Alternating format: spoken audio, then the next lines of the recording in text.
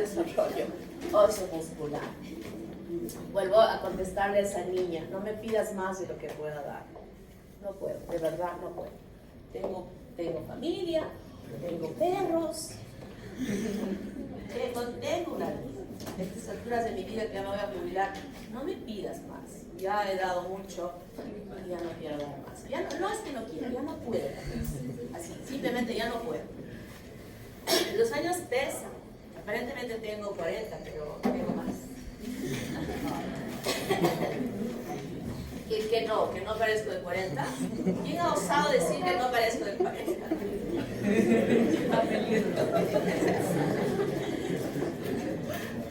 Si mi hijo me escuchase, me movería la cabeza.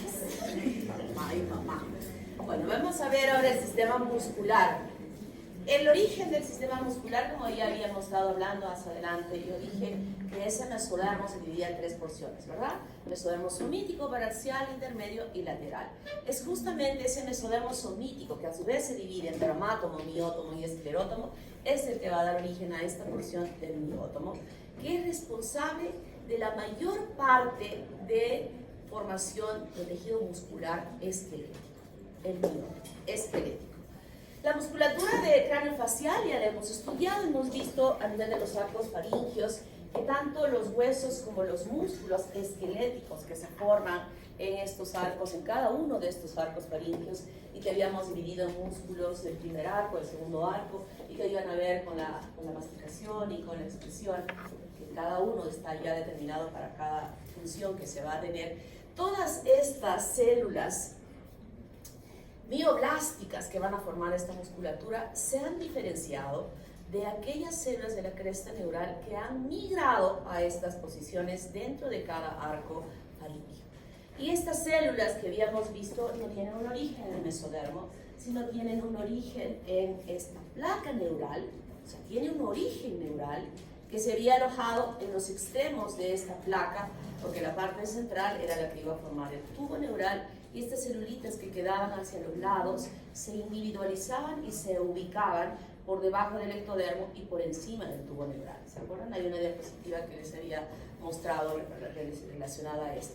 Y estas celulitas se extienden a todo lo largo de la formación del tubo neural, desde la parte cefálica hasta la parte caudal, y que individualmente en la posición que se encuentra se desplazan internamente y superficialmente cuando son las que van a originar también los melanocitos que se alojan en la piel, porque se diferencian de estas células de la cresta neural, pero en relación a la parte más cefálica se desplazan y se ubican en cada arco faríngeo para que luego se diferencien en células que van a dar origen a músculos y que van a dar origen a cartílagos y al final a estructura ósea de formación de la cara, ¿no? Que no solamente es que forma cartílagos, sino habíamos visto que se forman también por osificación intramembranosa y no por osificación endocondral. Entonces, estas células de la cresta neural tienen ese potencial de diferenciación que a nivel cefálico van a ser responsables de la formación de la parte muscular y también ósea de los arcos faríngeos. A nivel del cuerpo, de todo el resto de miótomos que se forman en toda su extensión, justamente serán responsables de la diferenciación de la musculatura en todos esos segmentos. Y la musculatura de las extremidades, aquí también participan estos miótomos, estas células que se van a desplazar dentro de la formación de estas aletas que habíamos dicho, la formación de los miembros superiores y los inferiores, y además del mesodermo somatopleórico. La diferenciación de la musculatura lisa y estriada, ya también le habíamos comentado en un momento, que la musculatura, acabo de decir que la musculatura esquelética, la mayor parte de ella se deriva de estos miótomos que formarán el revestimiento externo de todo nuestro organismo, cumpliendo roles importantes tanto para la flexión como para la extensión de los diversos elementos estructurales que tenemos, como los miembros superiores e inferiores.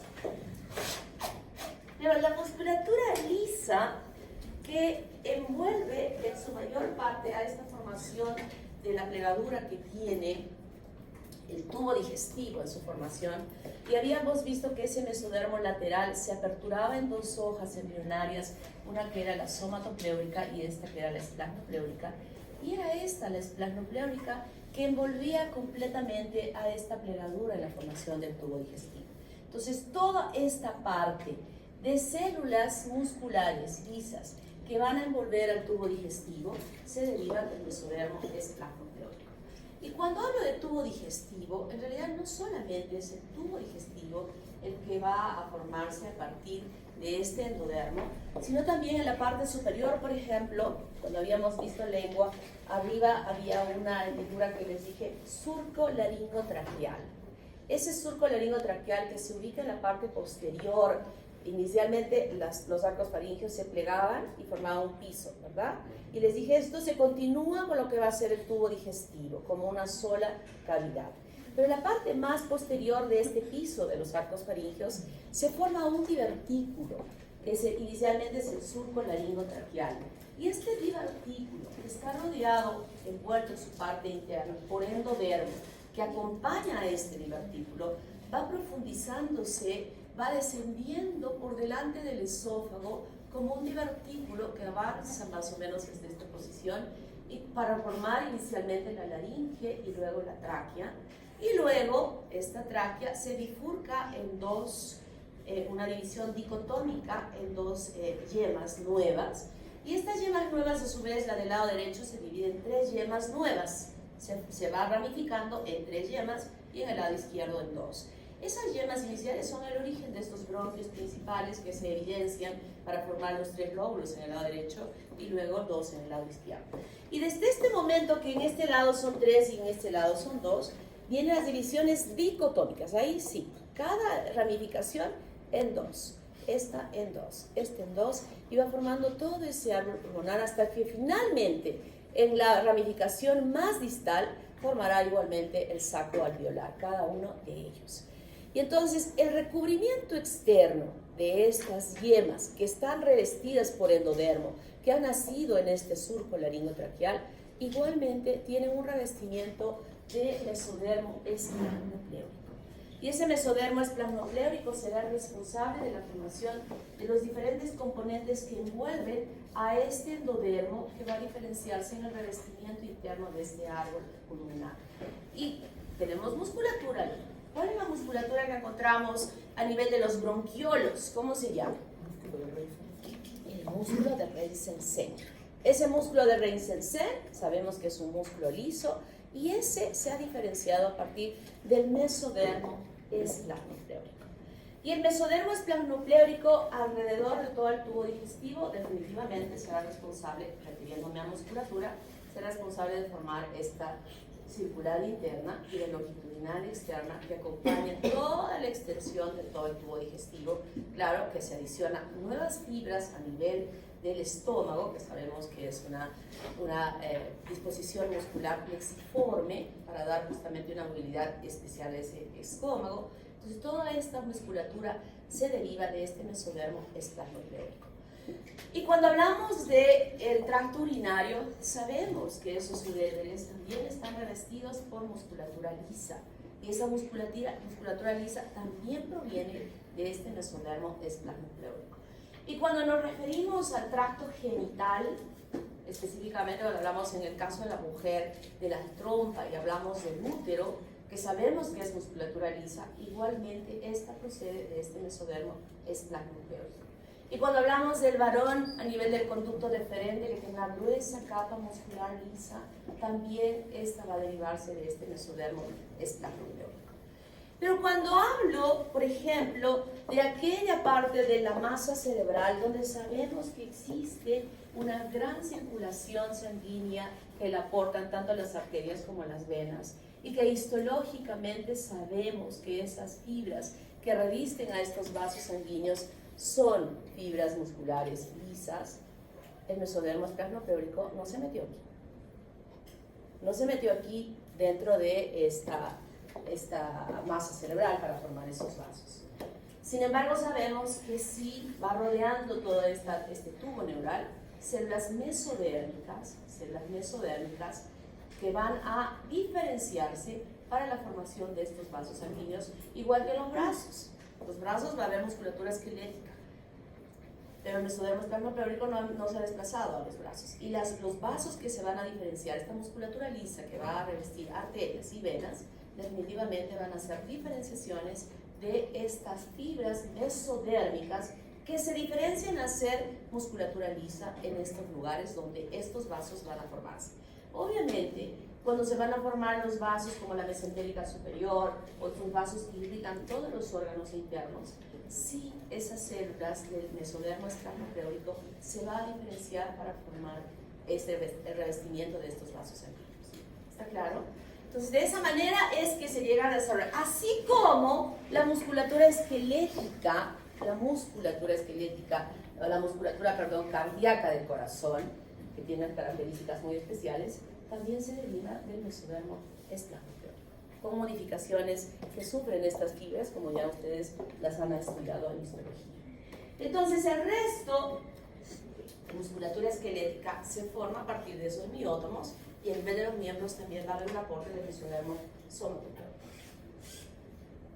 Estos miótomos que se formaron a nivel de los somitas, la parte media de los somitas, se va a diferenciar en dos mazos musculares. Uno que va a ser el músculo epimérico. Inicialmente esta musculatura aquí ya es una lámina siguiente, pero antes de esta va a haber esta masa de tejido que es el músculo epimérico, y aquí abajo, por una separación de un tabique intermuscular, los músculos hipoméricos. Y sabemos que los epiméricos son extensores y los hipoméricos son flexores. Estos epiméricos van a dar, en las diferenciaciones posteriores, a músculos que se van a ubicar por detrás del cuerpo vertebral, y estos se van a extender hacia la parte anterior, separando justo por debajo del ectodermo y la migración del dermátomo, que debe estar extendiéndose en toda la superficie del cuerpo. Pero este maso muscular se extiende hacia adelante como para ubicarse por debajo del ectodermo.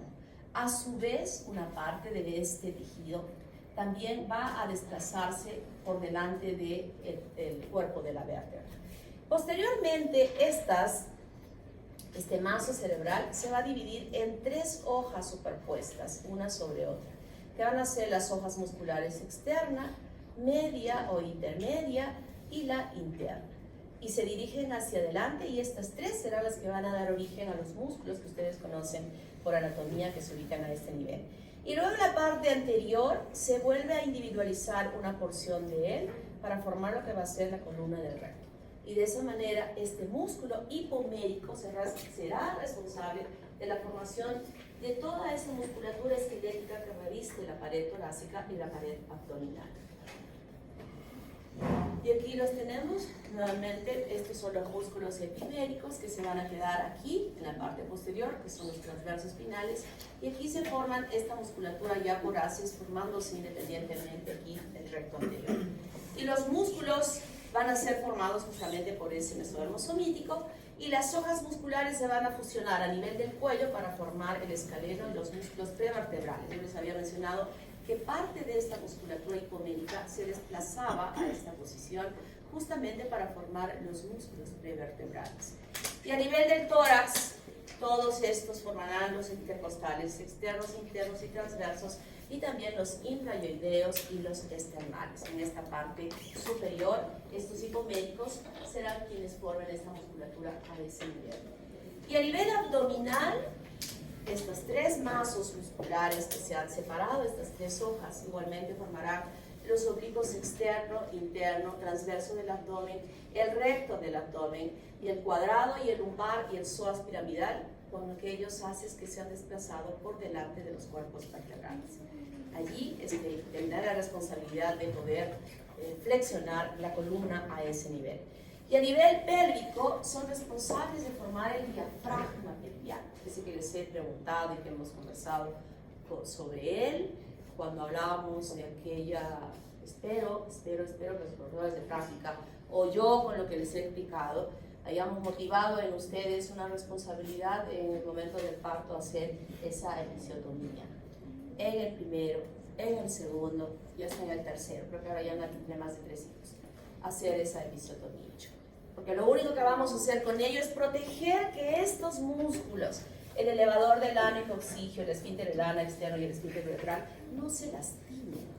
Tal vez no se evidencie la ruptura, pero internamente sí se va a romper. Y sí, cuando esa mujer llegue a tener la menopausia, definitivamente los músculos se atrofian, los músculos se envejecen, ya no hay tono.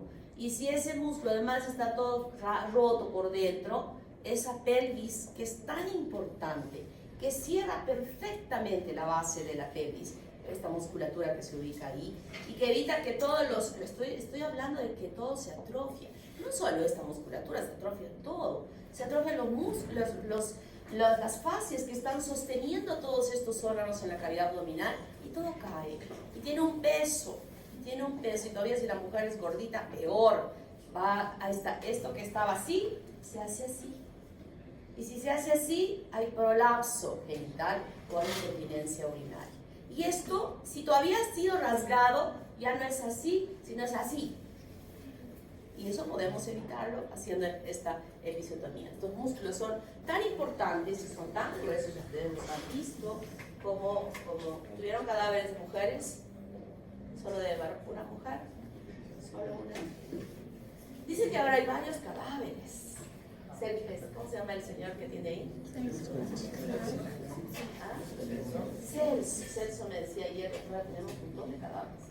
Bueno, ojalá que los preparen bien, porque eso va a durar.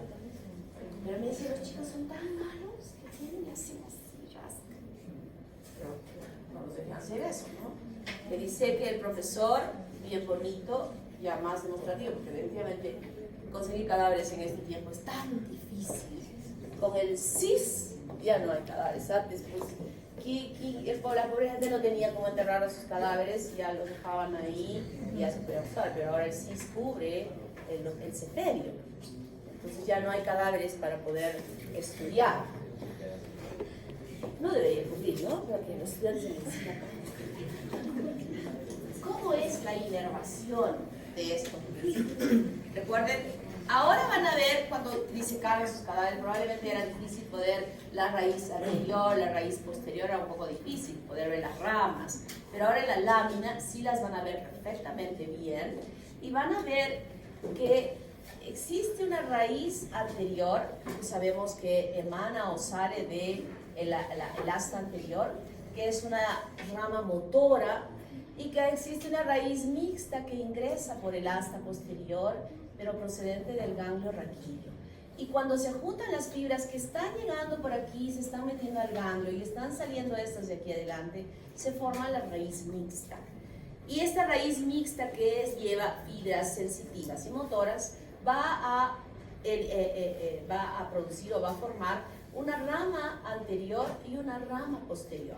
Y esta rama posterior será responsable de la inervación de todas estas estructuras y la rama anterior se dirigirá hacia la parte anterior para inervar toda esta musculatura, además de las ramificaciones que van a ir a la piel y además de todas estas que son tan importantes para que puedan responder a esa orden que pueda tener con este tipo de musculatura esquelética, ¿no? O sea, todo va en este arco reflejo importante que lo han estudiado en neuroanatomía, que lo han estudiado en fisiología, que lo han estudiado en histología, también estudian, ¿verdad?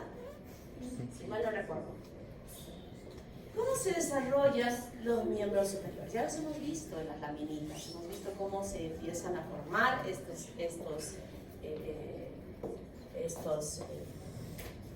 estos miembros, cómo se forman inicialmente como aletas. Entonces nosotros tenemos aquí la musculatura de los arcos faringeos, que ya los hemos estudiado, pero nosotros tenemos aquí unos miótomos occipitales, que son los primeros que se han formado. Algunos autores dicen que estos miótomos occipitales, los primeros, son responsables de la formación de la musculatura extrínseca del ojo. Algunos otros autores dicen que esta musculatura extrínseca del ojo, es decir, de los rectos anterior, superior, inferior, interno, externo y los oblicuos, proceden de esta placa cardiogénica que existía, si ustedes recuerdan cuando yo les expliqué, porque les dije, mira, voy a hablar sobre esto más adelante, que venía el proceso notocordal, iba en ascenso hacia la parte cefálica, y aquí adelante estaba la membrana bucofaríngea, ¿verdad? Pero no era el límite para el crecimiento de este proceso notocordal, sino se detenía en esta placa que estaba formada por células mesodérmicas. O sea, llegaba solo hasta allí. Entonces, algunos autores dicen que estas celulitas mesodérmicas que se encuentran en esta placa son las que originan estos músculos extrínsecos del ojo. Entonces, yo les digo, para efectos de evaluación de lo que nosotros sabemos, vamos a tomar en cuenta lo que dice la mayor parte de los autores, donde dicen que esta musculatura extrínseca del ojo está formada a partir de estos primeros miótomos occipitales. ¿Está claro? Así vamos a evaluar. Y el miembro superior se forma a partir de miótomos cervicales. Miren, desde aquí empiezan los miótomos cervicales hasta aquí, y luego desde aquí empiezan los miótomos torácicos. Y los miembros, los superiores, se van a originar a partir del tercer miótomo cervical. Primero, segundo, tercero, cuarto, quinto y sexto. Los 6 últimos miótomos cervicales y los 2 primeros miótomos torácicos. Y son 8. De estos 8 miótomos, 4, los primeros miótomos cervicales que estamos tomando en cuenta, es decir, desde el tercero, cuarto, quinto y sexto, estos 4 miótomos serán responsables de la formación de la musculatura del miembro superior en relación a la extensión. O sea, el miembro superior se extiende y se flexiona, ¿verdad? O sea, se pega. Entonces, todos estos músculos, ya sea a nivel desde el brazo, o ya sea a nivel de los miembros, de los antebrazos sobre el antebrazo, o ya sea de la mano, todos estos músculos que van a participar en esta acción de extensión van a formar lo que se van a formar a partir del tercero, cuarto, quinto y sexto miótomo cervical. Y aquella musculatura que va a flexionar desde el brazo, el antebrazo y las manos, se van a formar con estas 2 últimas cervicales y las 2 primeras torácicas. Entonces, estos miótomos se van a desplazar, van a migrar, parte de ellos van a desplazarse y migrar para formar justamente los músculos extensores y los músculos flexores de este miembro superior, que inicialmente habíamos visto en la práctica como unas aletitas, ¿verdad? Como unas aletitas que se formaban y que dentro de esta misma está habiendo mesodermo somatopleurico, que a su vez va a diferenciar la formación de la estructura ósea de estos miembros superiores. Igualmente va a suceder en los miembros inferiores. Entonces, ese mesodermo somatopleurico que está aquí revistiendo inicialmente todo este tubo que se ha formado inicialmente en la formación del embrión, va a haber células mesodérmicas que tienen este potencial de diferenciación para formar cartílago, o condroblastos que van a empezar a formar cartílago, tanto para la formación del omóplato a este nivel, como para la formación del húmero, cúbito y radio, y aquí pueden ver, miren, estos conglomerados cartilaginosos ya para la formación de los huesos de la mano. Y todos están dentro de esta aletita, que está creciendo y desarrollándose a partir de una motivación importante molecular que existe aquí, en este borde que se llama la cresta apical ectodérmica, que será responsable de ir avanzando, de ir haciendo que se extienda en su crecimiento este miembro superior. Y se ubica aquí, en esta parte del ectodermo, la cresta apical ectodérmica. Igualmente, estos nervios que habíamos visto que se iban a formar, tendrán que inervar en forma específica para la orden, de que estos nervios que están inervando esto, hagan esto. Y los nervios que están viniendo de este lado, hagan esto, flexionen. Y eso no es porque que haya sucedido, no.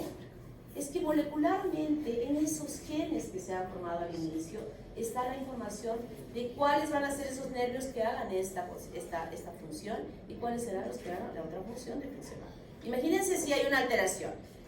Quiero flexionar y mi cabeza está diciendo que extienda. Quiero extender y mi cabeza está diciendo que flexione. Entonces todo está tan bien organizado para que esto funcione bien. Y no solamente esto. Miren, la mano, si ustedes dan cuenta de sus manos, tiene una posición que esta palma está pegada a nuestro cuerpo. que el índice está hacia adelante. ¿Por qué no está así? ¿Se dan cuenta? Que el índice, el dedo crezca primero que estos en esta posición. ¿Y por qué no creció el índice aquí? Pues esos planos, estas 4 dimensiones que tiene la mano a su ubicación, están orientadas perfectamente por estas proteínas moleculares que van a definir la posición de estos dedos finalmente cuando se lleguen a desarrollar. Y entonces, lo que había dicho ya en algún momento, los miembros superiores se extienden y forman, no los dedos crecen así, sino es una plancha, es una paleta de mano, y aquí dentro de él se han formado estos cartílagos para la formación del hueso. Y el CAE, o la CAE, la cresta apical ectodérmica, la cresta apical ectodérmica, en estos puntos se va retrayendo para que deje libre al dedo y haya apoptosis y los dedos puedan individualizarse. Esto puede ser que no funcione bien. La CAE no se retrae y los dedos siguen estando fusionados. Y entonces, ¿cómo habíamos llamado que se iba a llamar esto? Simetría, ¿no? La fusión de los dedos, simetría. Pero dentro de cada una de estas está ya formado tanto el cartílago, los tendones, los músculos, la inervación correcta. Y será el cirujano de mano, que hay una especialidad, hay una subespecialidad en la cirugía que se llama cirugía de mano, que es una cirugía súper bien pagada, porque sabemos que la mano es un elemento importante en nuestro cuerpo y lo que se busca, no solo, lo que más se busca cuando en nuestros cirujanos de mano es que pueda tener funcionalidad. A veces tienen amputaciones de este dedo, por decir, ¿no? Por algún trabajo. Pero tiene y el cirujano de mano coloca este dedo para que tenga la pinza, que es tan importante en el funcionamiento de la mano. Somos troncos. Yo tengo un amigo que es cirujano de mano y yo realmente admiro su trabajo, es un artista, cómo él puede ayudar a esas personas que tienen estos problemas. Entonces, esta diferenciación secuencial de la musculatura va con estos miótomos que van desde la parte más cefálica a la caudal, y aquí está esta musculatura que ha migrado a este lugar, que va a permitir la diferenciación de los músculos extrínsecos del ojo, y donde este miótomo se divide en sus 2 porciones, epimérico e hipomérico, y de él se van extendiendo los haces para introducirse tanto en los miembros como también en la pared torácica y abdominal y a nivel de la pelvis, para ir formando todos esos músculos progresivamente y ocupar espacios importantes en todas estas extensiones para cumplir funciones específicas. Entonces yo voy a preguntar en el examen, como un recuerdo de la anatomía que quiero que la lean, ¿cuáles serán esos músculos hipoméricos? Voy a decir, tal y tal y tal músculo es hipomérico, tiene origen hipomérico o epimérico. Pues tienen que leer su anatomía. La lectura, leen ahora eso, nunca más se olviden. Cuando uno lee algo en otro tiempo que lo leyó antes, nunca más se olvida, porque tiene otra visión de la lectura. No es que va a aprobar el curso de anatomía, es que ahora está leyendo para aprender. Y lo entiende. No tiene la tensión, la presión de la cara del doctor Vargas, no la tiene. Simplemente va a entender, va a poder aprender. Y es de esa manera como se forma toda esta musculatura. Y ahora vamos a la histogénesis, que les había preguntado en la clase pasada y nadie me quería contestar, pero supongo que los he motivado para leer un poco más sobre los tipos de osificación. Y sabemos que existen 4, ¿verdad? Una que es la osificación directa o intramembranosa, en la cual lo que va a suceder es lo siguiente. Existe un tejido mesenquimal bastante laxo, muy laxo, que luego va a empezar a condensarse ya en determinado lugar de esta formación. Al principio todo es laxo, no hay estructura ósea. Hemos visto cómo en esa mano empieza a formarse el número, está formándose el punto de radio. Entonces todo es laxo. Y la orden molecular para que en ese lugar haya transformación está en el gen. Y este gen va a decir, bueno, vamos a participar con estas proteínas para que se pueda llevar a cabo esta diferenciación. Y luego este mesénquima se va condensando y externamente a esa parte condensada las fibras la forman, la envuelven, como encapsulando a esas fibras. Y en la parte central, estas células mesenquimales innatamente se diferencian a osteoclastos. Y estos osteoblastos van a empezar ya a formar la sustancia osteoide, y en esa sustancia osteoide van quedando atrapados estos osteoblastos que se van a transformar en osteocitos. Y en la parte periférica, donde todavía siguen produciendo sustancia osteoide, estarán ubicados los osteoblastos, y aquí van quedando atrapados los osteocitos. Y esa es la forma como se forman los huesos planos, que no son huesos compactos, sino son huesos huecos. Son placas que se forman externamente, y en la parte central van quedando estos espacios donde nuevamente encontramos aquí a los osteoblastos que van sumando, produciendo sustancia osteoide, y algunos de ellos caen aquí para formar justamente los osteocitos. Y estas fibras que habíamos dicho que se forman ya se organizan mejor para formar una capa fibrosa que sería el periósteo. Y además podemos ver aquí un osteoclasto. ¿Qué hacía el osteoclasto? Resorción ósea. ¿Para qué? Para obtener calcio y mantener los niveles de calcio en valores normales. ¿Cuál es el valor normal de calcio?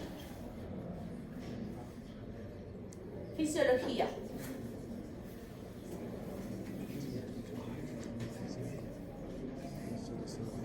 Histología.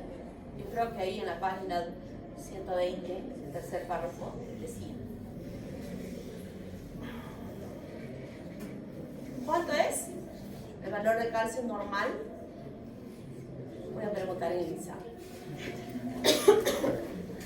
Y estos huesos planos son muy importantes porque justamente en ellos, sobre todo en este hueso plano que tiene la pelvis, que no es un hueso tan compacto, es donde se forman las células de la sangre tan importantes. Y es de donde obtenemos nosotros, cuando queremos evaluar la presencia de algo que no está bien, hacemos la punción a ese nivel para obtener sangre de estos lugares donde nos da la mejor información sobre lo que queramos investigar. Ese nivel de la punción, ya se atraviesa todo esto y se obtiene sangre de este lugar para poder estudiar.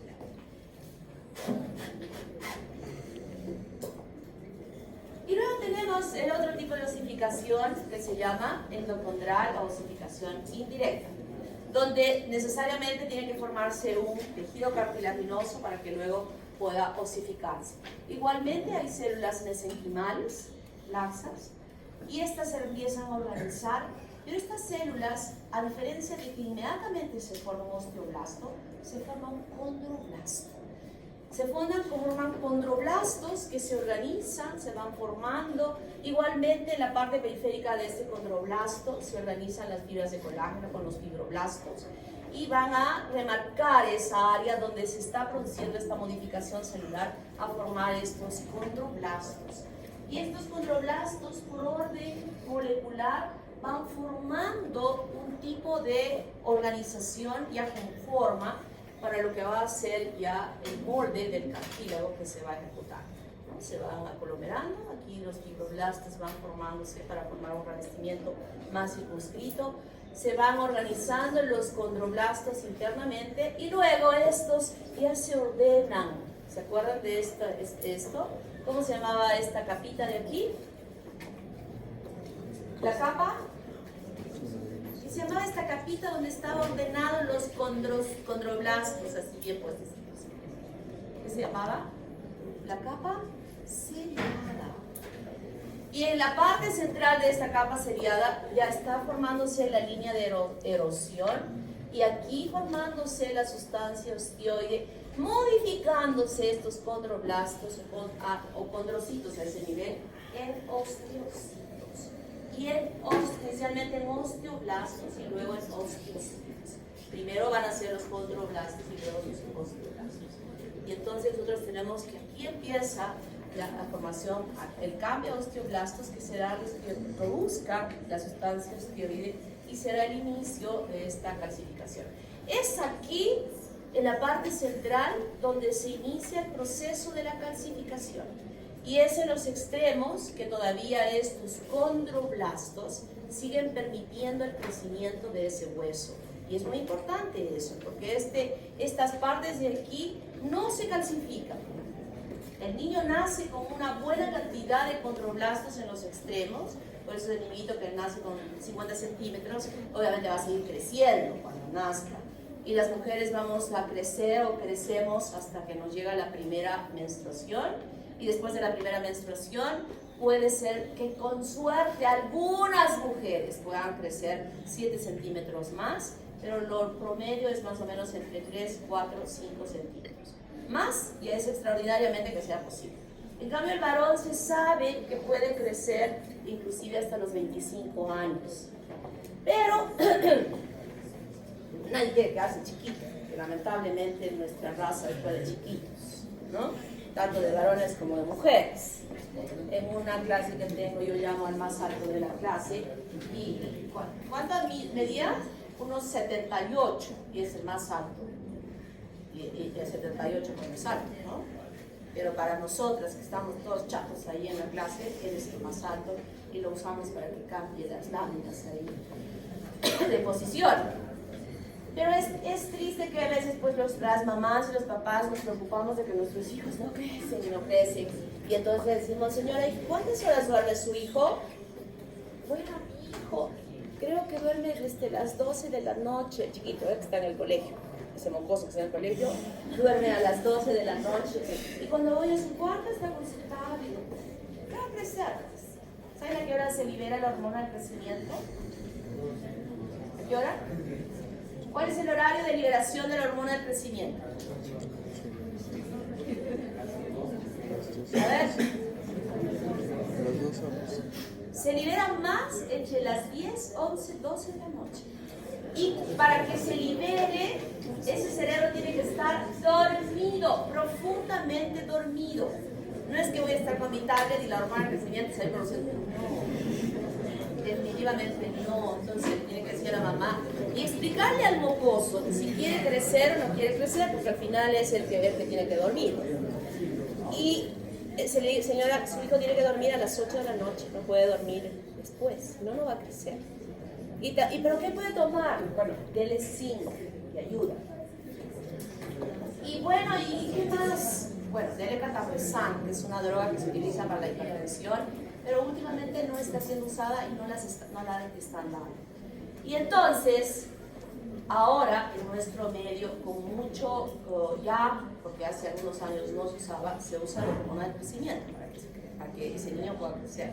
Pero antes de todo eso le vamos a tomar una radiografía de muñeca y aquí en el radio vamos a ver si existe o no existe cartílago del crecimiento.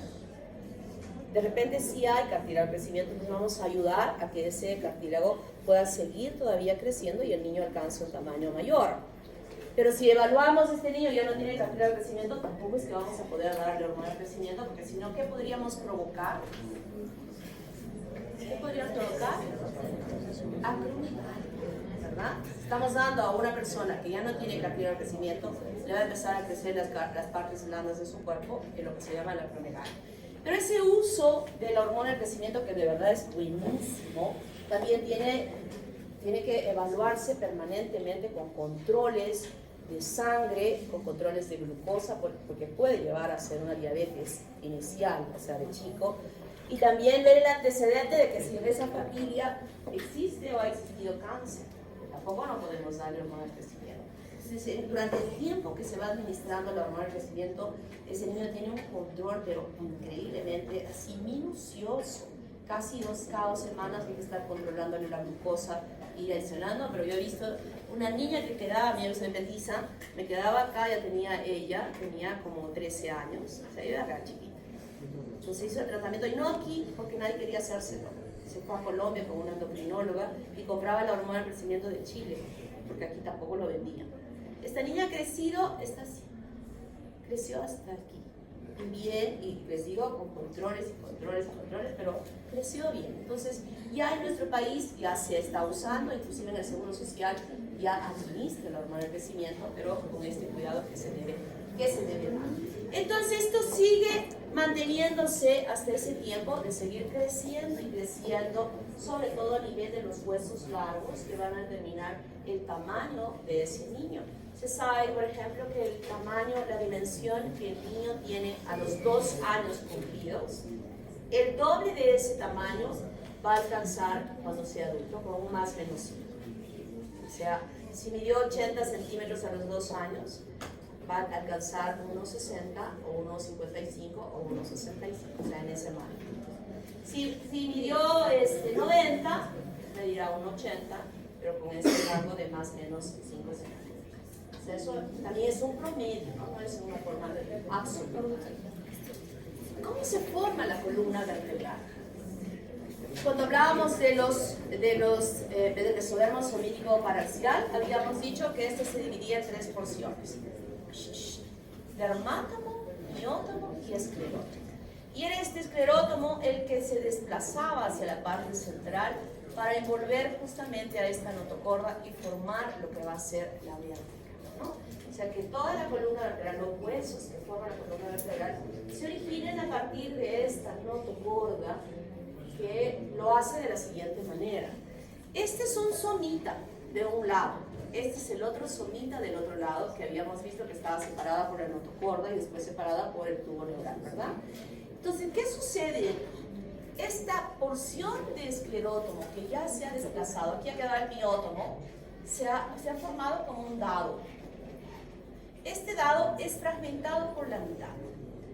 Y esta separación va a permitir que la parte baja del dado se aproxime hacia abajo e igual la parte alta del otro lado de abajo se aproxime hacia la parte superior. Y estos dos se fusionen. Este de aquí con este se fusiona y así sucesivamente y tenemos esto. La fusión de una porción del esclerótomo superior con una porción del esclerótomo inferior. La musculatura del miótomo va a quedar cerrando este espacio y esta arteria intersegmentaria va a quedar justamente frente al dado formado. Luego que se ha producido esto, ambos dados de ambos lados se aproximan hacia la línea media y van a fragmentar a la notocorda. Viene este de este lado, viene este de otro lado, y la notocorda fragmentada va a quedar atrapada en estos espacios que se han formado por esta separación. La musculatura la cierra, parte de estos miótomos lo cierran. Si ustedes recuerdan en su cadáver, cómo estas vértebras están cerradas, cortidas, ¿no? En forma bastante precisa, y que al frente del cuerpo mismo estaba formándose la arteria espinal de irrigación. Entonces, este hueso inicial en la formación de la vértebra tiene 4 orígenes. 1, 2, o sea, se forma por 4 y de esta manera se puede formar el disco intervertebral que atrapa internamente a un rezago de la notocorda, que es el núcleo pulposo del disco intervertebral. Esa fase suavecita, blandita, que cuando cascamos nuestros huesos y separamos ahí como una gelatinita que se encuentra en medio, ese es un rezago de la notocorda que se llega a desarrollar. Nosotros vemos este disco que se forma como un anillo fibroso acogiendo en su parte central al núcleo pulposo, que es el rezago de la notocorda.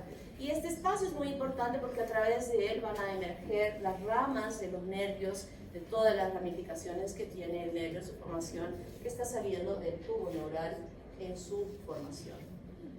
De esa manera se forma la parte del cuerpo de la vértebra. Pero no solamente la vértebra está formada por esta parte, sino también por la formación de los arcos neurales, que son estos, y la fusión de ellos en la parte posterior para la formación de la apófisis espinosa, así como también la apófisis transversa, que se va a unir luego a la formación de estas costillas, que también habíamos visto en las láminas, ustedes están viendo en la práctica, que tienen un componente cartilaginoso, ¿verdad? ¿Se acuerdan las costillas que han visto en las láminas 19, 20, que son las costillas? Miren, eso no simplemente, costilla, dense cuenta, fíjense. Bueno, yo se los estoy diciendo a veces a los chicos de mi grupo de práctica, miren qué tipo de osificación tiene esta costilla, porque yo les puedo preguntar en el examen los tipos de osificación y puedo poner como ejemplos, que no necesariamente lo han leído, sino que lo han visto, que están viendo qué tipo de osificación está formándose ese hueso, ¿no? Y a los lados, las costillas van a tener este tipo de osificación. Entonces, en la formación de las vértebras definitivas, vemos que el esclerótomo 4 con el 1, del cervical 1, forma lo que va a ser la base occipital, y así sucesivamente estos dos forman, y así sucesivamente se formarán ya las vértebras definitivas hacia la parte caudal, en esta formación un poco rara de la participación de los esclerótomos en la formación de esas vértebras. El desarrollo de los huesos de los miembros superiores, tanto inferiores, ya les había mencionado que en esta extensión de estas aletas no solamente estaba dentro de él esta musculatura que estaba extendiéndose desde los miótomos, sino que también estaban formadas por el mesodermo somatopleórico. Y este mesodermo somatopleórico es el que va a permitir la diferenciación celular para formar esta osificación indirecta en la formación del omóplato, del número del cúbito y radio y también de los huesos de la mano. Además que este mesodermo somatopleórico será responsable de formar todo el tejido conectivo que está aquí ubicado en los miembros superiores e inferiores. Y es este mesodermo el que se va a diferenciar en los tendones, y es este mesodermo el que se va a diferenciar en los vasos sanguíneos que se encuentran a este nivel. Y habíamos visto que es musculatura lisa, pero que a partir de la diferenciación de estas celdas pueden envolver a todos los vasos que se van a formar a ese nivel. Y el crecimiento de ellos va a darse por lo que estamos viendo, que son cartílagos que se han formado, y el crecimiento de ellos va a darse justamente por esta osificación intramembranosa, aún obviamente después del parto. ¿Cómo se desarrolla el esternón? Para la formación del esternón, y hemos dicho que estas costillas se van a originar ahí por una diferenciación osteogénica indirecta. Sin embargo, en la parte anterior hay una condensación mesenquimal paralela que se va a fusionar aquí a las costillas, y hay unas condensaciones superiores individuales, o sea, son 4 componentes. En la evolución, estos mazos superiores se van a fusionar para formar lo que va a ser el manubrio, y estas condensaciones se aproximan en la línea media, que luego se van a cerrar para formar ya completamente el esternón, y la fusión más baja, más caudal, va a formar lo que va a ser la apófisis sifoides. Es posible, esto es lo normal, creo que todos tenemos esto, pero es posible que en este desarrollo no llegue a fusionarse estas condensaciones mesenquimales, y en consecuencia el niño nazca con esta parte abierta. Cuando vemos al niño, su corazón está, se ve claramente latido su corazón. Esto le llamamos ectopía cardíaca. Y no vamos a hacer que jalemos esta parte del esternón para amarrar ahí no, aquí se coloca, ustedes saben la importancia de esta parrilla costal y del esternón, que es de protección de estos órganos internos que son tan frágiles, y entonces se colocan unas placas. El niño lo vamos a poder dejar así, ¿no? O sea, mientras va creciendo, va madurando, va fortaleciéndose con la alimentación que le pueda dar su mamá. En ese momento el niño no va a golpearse el pecho ni nada por el estilo, ¿no? Pero ya cuando el niño va a empezar a caminar, va a tener más movilidad, definitivamente se les ponen unas placas de platino que cubren completamente esta parte del pecho que está aperturado y que va a proteger a los órganos vitales que se tienen en la cavidad torácica. La osificación se da, no se diese la osificación de este niño que va a nacer. Imagínense, estaríamos recibiendo en el parto a una cosa que se va así, se va como una malagua de estructura de este niño, ¿no? Entonces, sí, ya tiene estructura firme porque empieza a osificarse. Una de las estructuras que se osifican muy bien y casi prontamente, claro, no en su totalidad, es la formación de esta osificación marginal de la mandíbula, que sería, diríamos, uno de los elementos más importantes en la formación de la armonía de la carne. Igualmente la clavícula, el húmero, van a haber ya centros de osificación, como también las caderas y los miembros inferiores. Progresivamente a lo largo de la maduración de ese embrión empieza a osificarse partes de él, no completamente, porque ya hemos dicho que esto va a seguir creciendo, la mujer hasta la menstruación y el varón hasta los 25 años van a seguir, pero ya le dan una estructura firme a ese recién nacido al momento de nacer, ¿no? Entonces, secuencialmente en estos 9 meses es que se va a producir toda esta maduración, esta osificación, pero por partes, en diferentes partes, así como también en los huesos de la cabeza, que habíamos visto que son los centros de osificación de las partes centrales de estos huesos que se van formando. Y entonces, como resultado de todo lo que yo he hablado, va a salir un niño absolutamente normal. Pero en todo este proceso pueden suceder muchísimas situaciones que pueden impedir que este niño nazca normalmente, que puedan traducirse en malformaciones congénitas.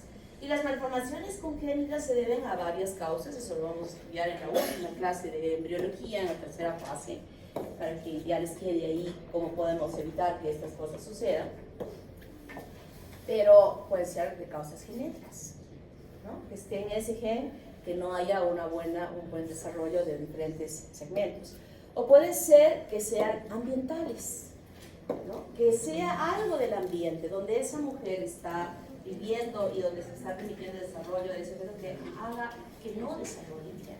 Y este mal desarrollo puede verse también a varias causas internamente, a estas sustancias, o que pueden alterar incluso la circulación de la sangre, simplemente que no ha crecido, puede ser una posibilidad. O puede ser que haya habido una alteración vascular y la alteración vascular no nutra de sangre a un segmento. ¿Qué pasa cuando no hay una buena irrigación en una parte? Se muere. Y esa muerte de tejido puede traducirse en una ausencia cuando nosotros vemos a un recién nacido. En el caso de las malformaciones congénitas debidas a estos niños, aquí hay un error, ahorita voy a explicar. Hace algunos años, muchos, no muchos en realidad, tal vez sean 20 años, se elaboró una medicación que era muy importante, tremendamente importante, porque las mujeres cuando estamos embarazadas, por la elevación de la gonadotrofina coriónica, empezamos a sentir náuseas y vómitos. Por eso es que las mujeres que tienen esta mola hidatidiforme, que dice en su libro claramente, se los he preguntado en el examen, cuando tienen este trastorno de la gestación, se produce gran cantidad de gonadotrofina coriónica, y uno de los síntomas que a veces nos hace nosotros examinar y ver es que esa mujer vomita y vomita y vomita y vomita porque los niveles de gonadotrofina son altísimos. Pero en general la mayoría de las mujeres, por esta elevación de la gonadotrofina, sienten esta molestia que es horrible, náuseas y vómitos. Es sensible a todos los olores sabidos y por haber. Allá en la cafetería están haciendo un frito de cebolla y ajos y el olor lo sentimos aquí. Es un olor terrible que da náuseas y va a vomitar y vomitar. Muchas veces estos casos son no tienen mola, es un periodo de la gestación y la señora lo mira a su esposo y vomita. Le da náuseas, es terrible. Hay gente que en vez de ganar peso, baja de peso. Los 3 primeros meses fatales han perdido como 6 kilos. No puede comer, come poquísimo y tiene náuseas. Entonces esa molestia tan terrible fue aliviada con la elaboración de esta medicación que se llama talidomida. Y esta talidomida, qué ideal. La señora levantaba en la mañana, tomaba su pastillita, feliz de la vida porque no sentía ninguna molestia y ahí sí se podía comer todo lo que quería y no había ningún problema. Y entonces en ese tiempo, a los 9 meses de estas mujeres que habían tomado esta medicación por prescripción médica, porque se habían hecho estudios y todo lo demás, sus productos nacieron así. Sin brazos, a media. Esto es meromelia cuando tiene el brazo corto y focomelia, por eso digo que está mal, cuando esta manito está pegada aquí al hombro. Focomelia, meromelia y amelia cuando efectivamente no hay ni manos ni nada en ese brazo. Y entonces, cuando nacieron los niñitos así, todos así, se empezó a investigar y a saber cuál fue la causa, porque gran cantidad de mujeres habían tenido sus hijos con esta anormalidad, pues determinaron que era talidomida. Y hoy en día ya no se usa, obviamente, para este propósito, pero sí se usa como una droga muy buena para el cáncer. El hecho de que se vio de que no había permitido el crecimiento, entonces empezó a estudiar, a analizar y se pudo determinar que esta droga ahora se usa para el cáncer como parte del tratamiento del cáncer. Sirinoy sigmoide. Ya hemos puesto en el laboratorio, si ustedes han sido un poco curiosos de ver ahí hacia la ventana del pasadizo, unos frascos donde hay niños con trombosis y ciclopía y también hay sirinoides. Y el niño nace con la fusión de sus miembros inferiores, desde la parte de la pelvis hasta la parte caudal, que había una niña en Lima que nació así y el alcalde en estos hospitales del consejo que habían, la llegaron a operar, separaron, pero esto es muy complicado.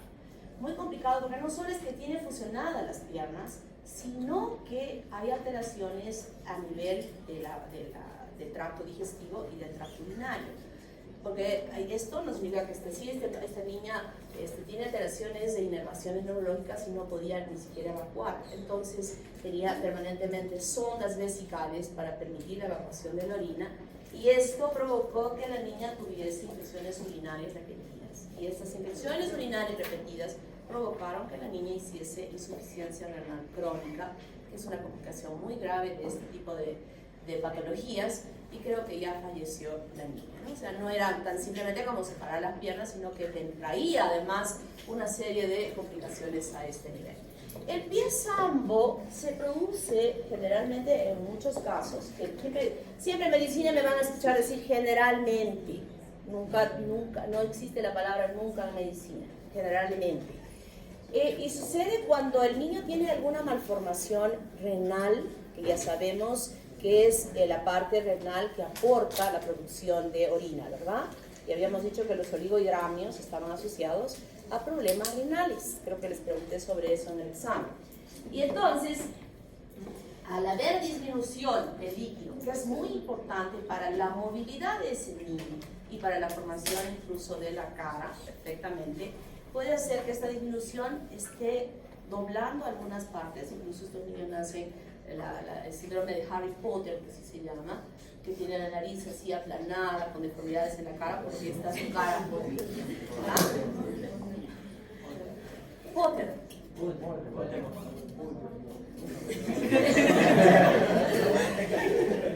¿Qué? ¿Por qué Voldemort? Si es Potter.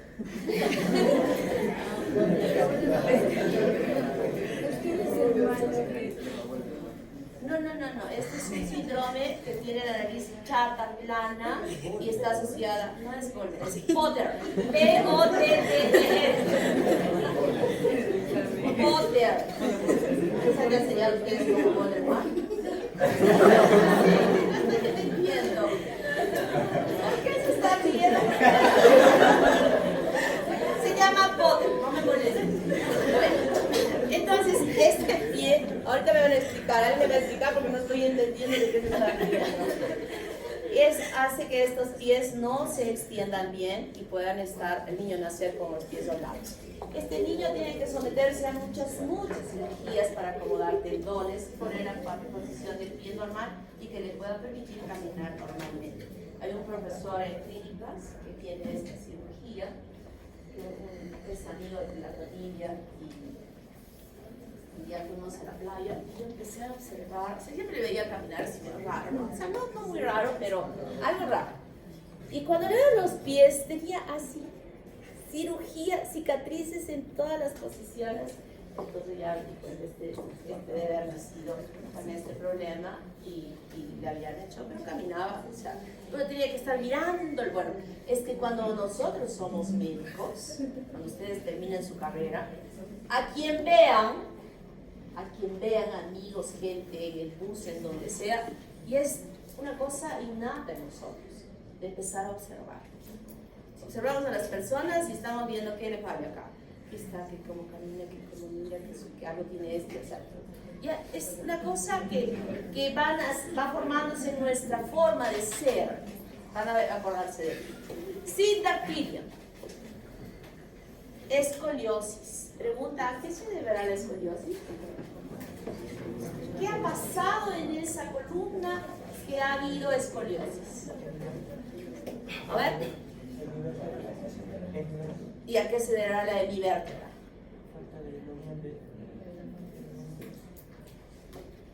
Esta es una parte de la vértebra.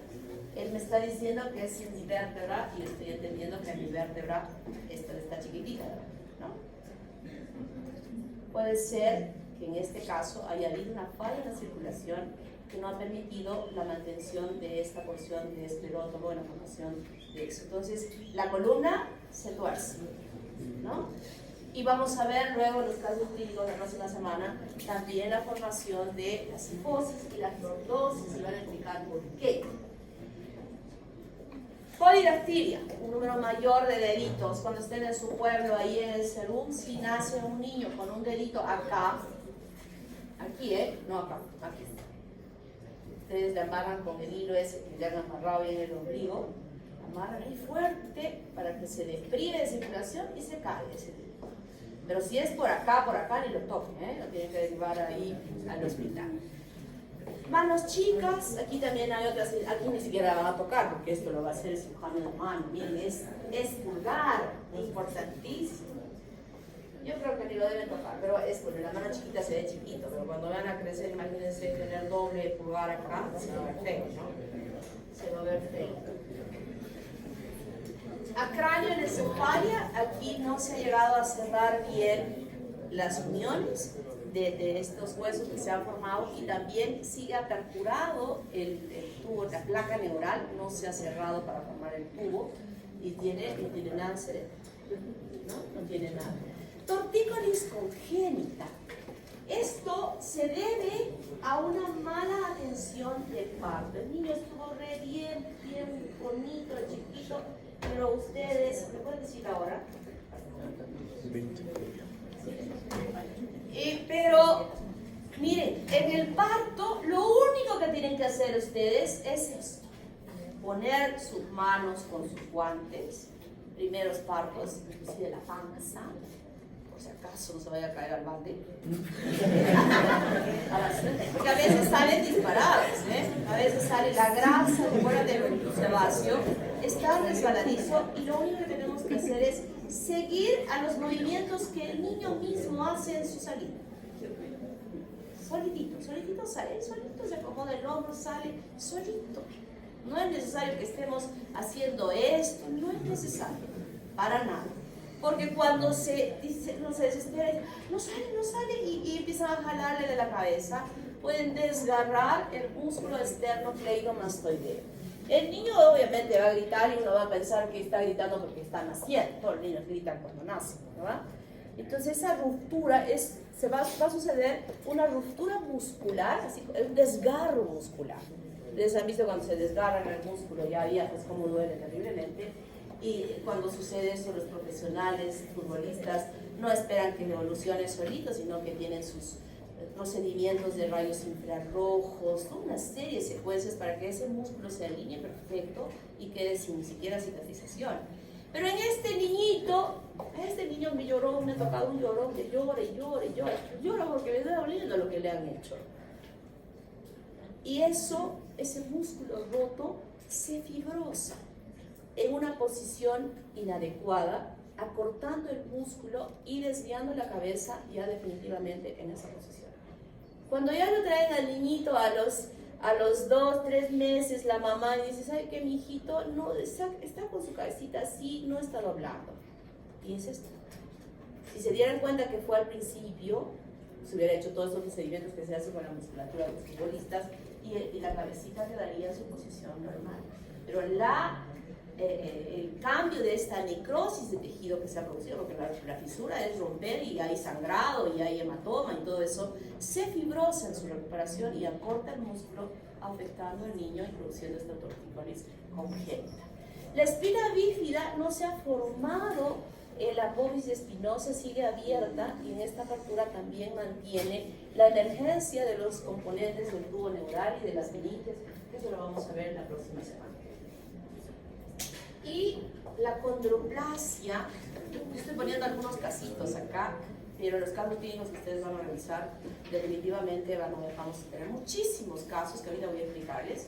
Aquí puede ser que haya un origen genético específico, o sea, de padres, o padres normales tener un hijo de esta naturaleza por una mutación que ha sucedido, donde el niño es absolutamente normal, pero que no hay un crecimiento adecuado de los huesos largos.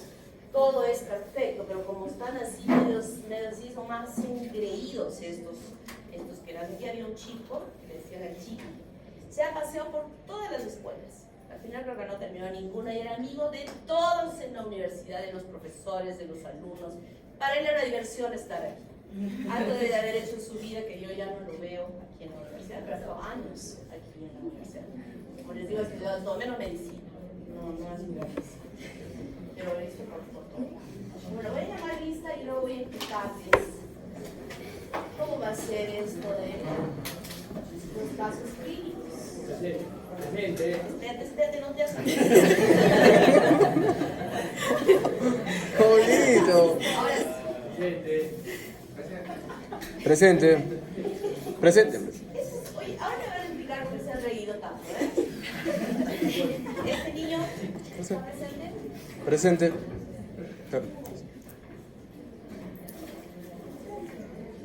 A ver, niños,